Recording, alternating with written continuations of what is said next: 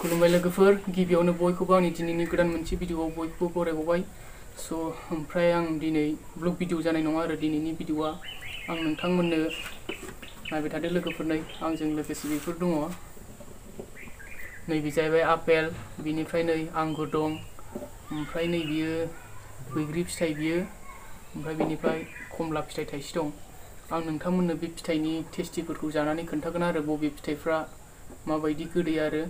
आरो गोथां फिथाइ सामथाइफ्रा जोंनि देहानि थाखाय मोजां बिनिखायनो जों बेफोर फिथाइखौ सम सम जानांगौ आरो लोगोफोर नोंथांमोनहा नायलांबाय थाबानो जाबाय आं फार्स्टआव आपेलखौनो खोन्थाग्रोसै लोगोफोर नायलांबाय थादो नोंथांमोनहा भिडिअखौ इन्टारेस्टेड मोनोब्ला स' बिदिब्ला आं भिडिअखौ जागायनोसै लोगोफोर आं सिगां बेखौहाय गासिबो दैजों मोजाङै सुनानै लाग्रोजोबखाबाय आरो बिनिफ्राय नै दाबा गंसे लाबाय आं बिनिफ्राय आपेलखौ फार्स्ट टेस्ट खालामसै आं माबायदि आरो आपेलनि थावनाया नायबाय थादो नोंथांमोनहाथ' गासिबो बे फिथाइखौ मोनजाखांबायानो जानो हागौ सिगाङाव अब्लाबो आं नायनोसै आरो नायबाय थादो लोगोफोर ओमफ्राय आं दा आपेल फिथाइखौ हाखावग्रोनोसै सिखाजों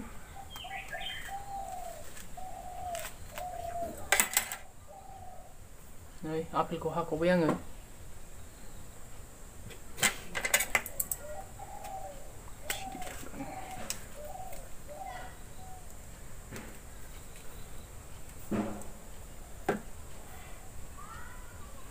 बिनिफ्राय आं आपेलखौ हाखावबाय दा टेस्ट नायनोसै आं आपेलखौ जानानैहाय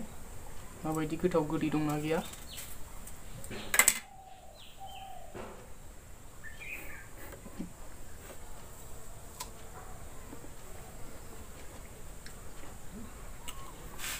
जोबोद गोथाव लोगोफोर आपेला एसे गोदै दं ओमफ्राय एसे गुसु आरो नोंथांमोनाथ' मिथिखागौआनो आपेलखौ बयबो माबायदि होमबाबो बबेबा गोदै थायो आरो बबेबा दैब्रु आरो बबेबा फादुबबो मोनो ओमफ्राय बबेबा गोदै थायो आरो बेहा एसे गोदै दङ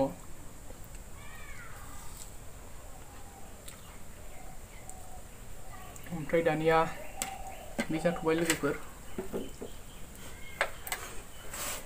ओमफ्राय एबारावहाय आंगुरखौ खोन्थानोसै आं लोगोफोर एबारावहाय माबायदि आंगुरनि गोदैया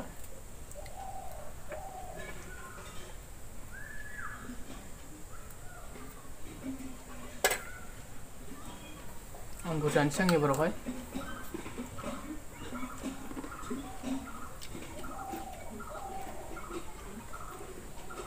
बारा गोदै गैया बेहा एसे दै सुसु आरो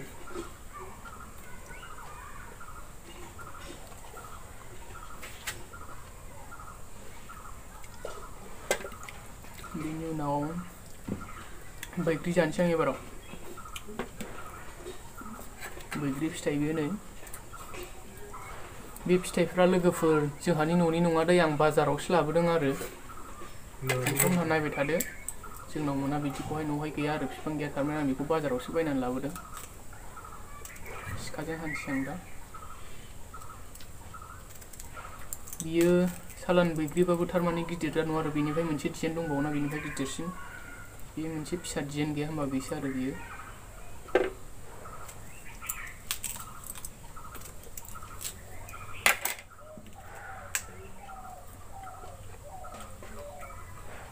एबाराव हाखावबाय आं नै ओमफ्राय नायनोसै बेखौ जानानै माबायदि बिनि गोदैया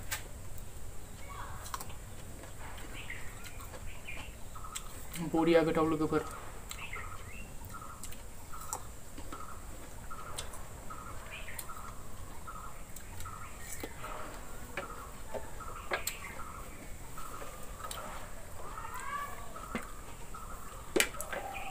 ओमफ्रायथ' लोगोफोर आङो मोनथाम फिथाइ जाबाय नङा होमबा आपेल आंगुर बैग्रि बिनिफ्राय लास्ट नै खमला बाजारावसो बायनानै लाबोदों जिखुनु बबे देशनि आं मिथिला आरो भुटाननि ना नेपालनि जाखो जिखुनु आं टेस्ट खालामसै जानानैहाय लोगोफोर नायबाय थाबावदो जिरबाय आं एबाराव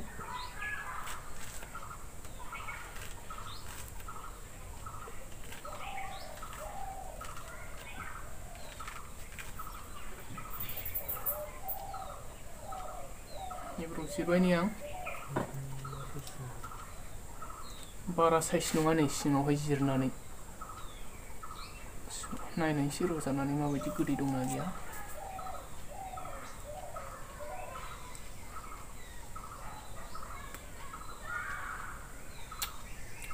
बरिया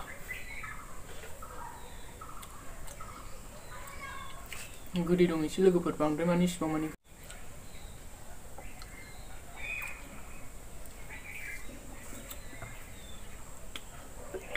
लोगोफोर ओमफ्राय दायो आंना जानाया जोब्बाय आरो थारमाने गोथां फिथाइफोरखौ मानो जानांगौ होनबा नोंथांमोनाथ' मिथिखायो जों गोथां फिथाइफोरनिफ्राय गोबां भिटामिन मोननो हायो आरो बेनिफ्राय आरो जोंनि देहानि थाखायबो मोजां सानफ्रामबो जाद्रायनो हायाबाबो सम सम जानांगौ आरो गोबावजों खनसे बिदिनो सप्ता बा मासाव खननै खनथामसो जानांगौ आरो लोगोफोर ओमफ्राय भिडिअखौ नायनानै माबायदि मोनखो कमेन्ट खालामदो ओमफ्राय भिडिअखौ मोजां मोनदोंबा लाइक शेयार खालामबानो जाबाय बेनिफ्राय आरो आंनि चेनेलाव गोदान लावनानै चेनेलखौ साबस्क्राइब खालामदो लोगोफोर आरो नोंथांमोननोबो आंनिफ्राय साबस्क्राइब नांगौबा कमेन्ट खालामनानै बुंहरबानो जाबाय आरो अब्ला आंबो नोंथांमोननि चेनेलखौ साबस्क्राइब खालामगोन लोगोफोर ओमफ्राय दिनैनि भिडिअआ बेखिनियानोसै लोगोफोर आं भिडिअखौ बेखिनियावनो दोनथ'नोसै लोगोफोर बेनिफ्राय नेक्स्टआवहाय गोदान भिडिअआव आंखौ थाबैनो लोगो मोनफिनबावगोन बिदिब्ला दिनै एसेयावनोसै लोगोफोर बाय बाय बयनिसिमबो गोजोननाय थाबाय भिडिअखौ नायनायनि थाखाय जोबनायाव खनसे बयबो खुलुमबाय गोजोनथों बयनिसिमबो